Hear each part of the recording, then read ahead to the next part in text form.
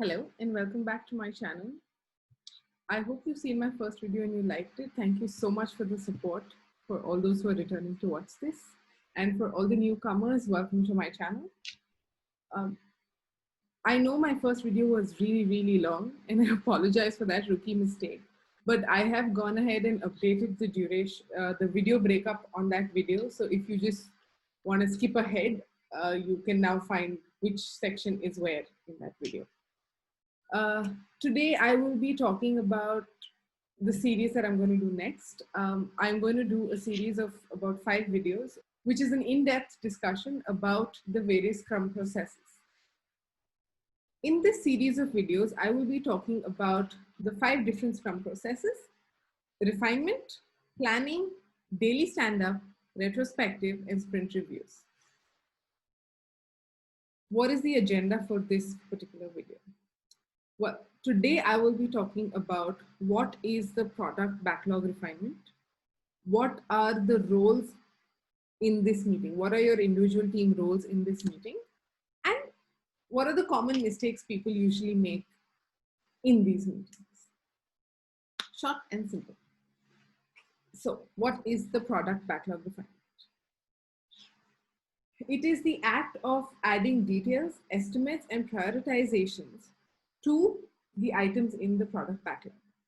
Now, if you have seen my previous video, you would know that I'm already not a fan of estimating during these meetings for the simple reason that there's a high level of discussion that goes on in this meeting and our brain needs some time to process that information, which is why I would personally do the estimations in your planning round, which I will be talking about in my next video. So, I will explain a little bit about this process with my own example so that you kind of understand and you get parallels of what I'm talking about. The first thing that people do in this product backlog refinement is to get a better understanding of the product backlog item itself. So for me, if this video series is my product, so what I would do in this meeting is I would try to get a better understanding of why I am doing these videos, what is the content that I will be presenting, do I have all my research materials set, do I have any blockers, do I have good internet, do I have a decent laptop, etc. So you look at all of that. You look at the blockers that you have. You look at, do you have all the information you need to do that particular ticket? If not, then you create a research ticket and say, okay, we need to research on ABCD aspect. So I would do that and try to get a better understanding of what I'm going to present to you in these videos. Next, we also look at a common understanding of the acceptance criteria. So what am I gaining out of this video? What is my purpose? What is the end goal? It is basically for me to share my knowledge with you and my experience with all of you out there. But let's just say my husband's my manager right now. He is looking at, okay, do I meet the criteria of time? Hey, you need to make sure your videos are time boxed. So these are things that he as a manager tells me. So I also need to add those to my acceptance criteria. And that's when I say, okay, now I am ready to work on this video because I have all the information I need. Check for the first one, better understanding of the PBI items. Second, common understanding of acceptance criteria. Me and my husband both have an understanding of what this video should be.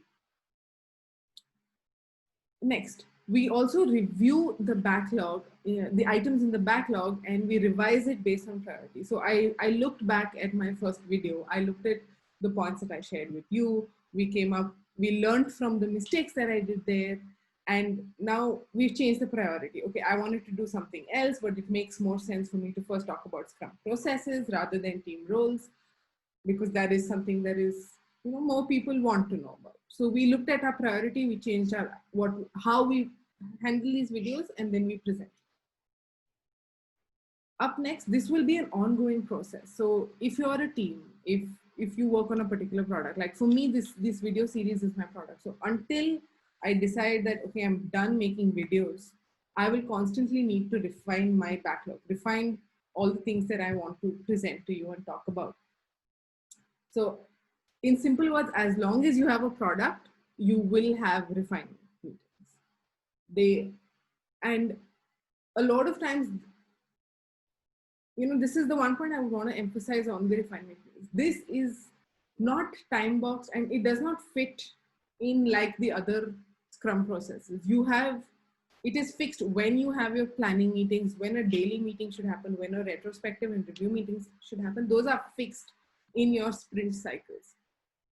This refinement meeting is the only one that is not fixed, because the frequency is decided by you as a team. If you are a new team, me and my husband, we are very new to this whole video making series. So we will do these meetings more often. We will do it once a week for maybe 2 hours, just so that we ensure that we have covered all the basic grounds. But for somebody who's been making YouTube videos for quite some time now, they don't really need to do this every week. Once in 2 weeks, once a fortnight is more than enough. And even the duration that an experienced YouTuber would need is far lesser than what me as a newbie would need, right?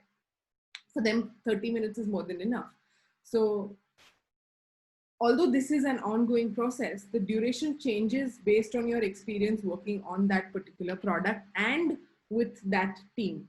Because initially it takes time to understand the way your team thinks, the way your colleagues think, the way, like if you're a dev team and you have a PO, you will need some time to understand your PO's vision, and you will need some time to understand the way you as a dev team work. So, which is why I'm saying the frequency differs and the duration of this also differs. So we spoke about POs, we spoke about devs. So what exactly do these roles, what exactly do these role definitions mean within this meeting? What is your responsibility? Well, that's what I'm going to answer now. As a PO, you look at building the right thing. Now, as a PO, I will look at my manager. He's my PO, so my husband. He will look at what I need to put in these videos, as in what are the topics I need to cover. Okay, you need to look at Scrum, you need to look at team roles, you need to look at X, Y, Z. Those are my backlog items. And that is his responsibility, because he looks at, he looks at the video, he looks at the content, he looks at the comments that come in, the analytics, and then you decide, okay, based on these trends, this is what we need to do, and this is the order in which we need to do it. As a dev team, or in this case, as I would consider myself as a dev team, I would look at how do I present what he's envisioning correctly. So if you read these two sentences, it's a very fine difference, right? How do you build the right thing is what a PO looks at, and how do we build it right is what the dev team looks at. I had also mentioned this again in my previous videos, and that is why I'm emphasizing this, even in that video, even in this video. The PO looks at the what, and the dev team looks at the how. And I cannot emphasize this more than just repeating it so many times, but it is very important that you differentiate between these two roles. Now, yeah, okay, you have the what, you have the how to build it, then what else is left? Well, you have the Scrum Master. Scrum Master here ensures that every single person in your team has had a chance to voice out his or her opinion, and that if there is a conversation happening, we always look at getting a productive outcome of that conversation. If you are a newbie in the team, if you are a junior, you might just be a little hesitant to voice out your opinions in this meeting. As a Scrum Master, we would try to ensure that does not happen. And if conversations, sometimes you go into minute details of a ticket, something that typically should not be some of the details that we get into discussion should be the headache of the person who's actually going to work on that ticket, but we tend to start talking about that in this meeting. So as a Scrum Master, you would also look at, trying to get the team back in line, saying, hey guys, let's first come up with a possible solution. And with this, I will actually jump into my last topic, which is what are the common mistakes that are done in this meeting. The PO takes on the lead in this meeting. He draws the ownership of the refinement onto himself, which is not fair. It should not be the PO who decides, okay, when to have this meeting and how long should we have this meeting, etc. It should always be a team effort. And I've noticed a lot of times it is always the PO who's taking charge of, hey, booking it on the calendar, making sure everybody comes to this meeting, etc. It should always be a team effort. As a dev team, you need to decide, hey, I have tickets on my backlog, and this is, we need time to refine this. It should be a team collective decision and should not just fall on one person. Endless discussions taking place without really gaining any knowledge on the topic. And this is what I said, right? Sometimes you get so involved in the conversation that you are having that you tend to just lose track of time. You tend to forget about what exactly is the purpose of that meeting. We are here to come up with what is the best possible way to do this ticket. And if there is a problem, you do not decide on the solution, but you propose maybe 1, 2, 3 solutions, and let the person who's going to work on the ticket choose which of the 3 solutions he would like to go for. Involving only a couple of people in these discussions, and this is, I think, a lot of times this is what happens, right? If you have a lead in your team, or if you have just senior developers, they tend to sit in the driver's seat of these conversations. They would just say, okay, this is the problem. This is how I think we should go for it. This should be the acceptance criteria. We need A, B, C, D things from the other team before we begin. What about the newbies in the team? Or what about the juniors? They all should be a part of this discussion, because sometimes fresh eyes bring fresh insights. It is also very important to understand, because your capacity of working, your experience are so different that a solution that a senior engineer might offer might not work for a junior developer, because he just does not have the experience to work on that solution, which is why we talk about it. And always ensure to involve every single person who's part of that meeting in that discussion. And lastly, and this is something I know most people do not like, at least from personal experience, I've noticed a lot of people do not like, is documentation. And I'm just here to say it is a very, very important step, because when you do your refinement, you are talking about a ticket that you're going to possibly work not in the very next week, but 2 weeks from now, or in the next sprint possibly. And it is very difficult for us to remember conversations that happened 2 weeks ago and what we decided, and then implement that, which is why it's always important to write down stuff. Open your Jira ticket. Have, if the PO is not, if you're having technical discussions, don't just expect the PO to write in the details of the ticket. As an engineer, take on the lead. Say, you know what, I will write the technical details in this ticket, and jot down all the points. If you have 3 proposed solutions for this particular problem, write down in short all those 3 proposed solutions, so that whoever works on that ticket tomorrow, he can just read that solution, and then you recollect the conversation, just keynotes. And once you do this, your refinement process becomes better, because then you also start getting an understanding of how people think.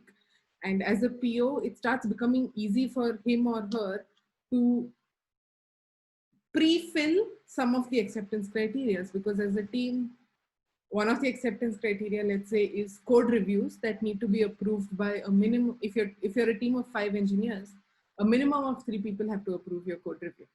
And that is an acceptance criteria that you discussed in your refinement meeting based on each ticket. Now, as a PO, the next time he creates tickets, he will already know that, hey, okay, part of my acceptance criteria should be code review approved by 3 engineers. And then he can do the math. If your team size increases or decreases, he can automatically start making those changes, and you then don't need to invest that time of discussion in these refinement meetings. So it's always good to document stuff. And with that, I would just like to summarize and say refinement meetings are one of the most important meetings within the sprint cycle, because it helps answer a lot of questions that we would typically not prefer to do, let me put it this way. This meeting is a place where you can have as many technical discussions as possible with the entire team and get things sorted without then having to worry about meeting for each problem individually, because you would have spoken about 5 tickets in this one meeting. And it is also very insightful to understand how your colleagues think, what is their thought process. It is a good place for engineers especially to bond with each other, because if you have a very introverted teammate, you will, when he speaks in this meeting, you kind of get an insight on how he thinks, and it helps the team bond on a very different level. So although this is not a fixed, there's no fixed place for when this meeting should happen within your Scrum sprint cycles, I would suggest you and encourage all of you to push for these meetings so that you just get, so that tomorrow when you work on that ticket, it's just going to be much more easier. Thank you so much. And I look forward to reading your comments and hearing out your thoughts. Thank you so much for watching. If you like the content on my channel, please do like, share, and subscribe. Ta-da!